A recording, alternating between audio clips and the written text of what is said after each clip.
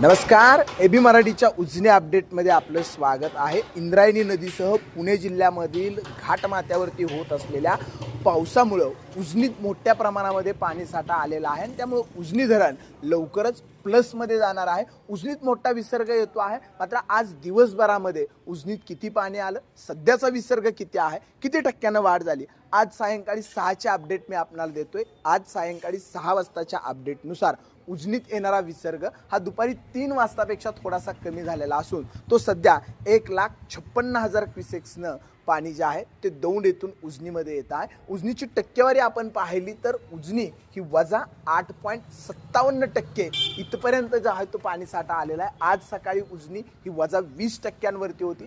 सकाळपासून 12% पाणीसाठा उजनीमध्ये वाढलेला आहे।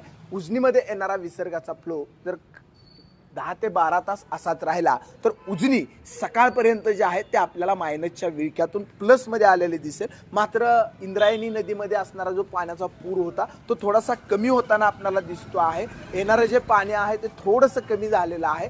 दुपारी असणारा 3 वाजताचा विसर्ग 1,65,000 क्युसेक्सचा होता, तो कमी होऊन आता 1,56,187 क्युसेक्सनं दौंड येथून उजनीमध्ये येतो आहे। मात्र असं जरी असलं तरी उजनीत पाणी येत राहणार आहे आणि उद्या सकाळपर्यंत उजनी प्लसमध्ये येईल, उपयुक्त पाण्यासाठ्यात भरायला सुरुवात होईल, हीच आपल्या सर्वांना अपेक्षा आहे। उजनीसह उजनीच्या वरील धरणाच्या अपडेटसाठी तुम्ही पाहत राहा एबी मराठी।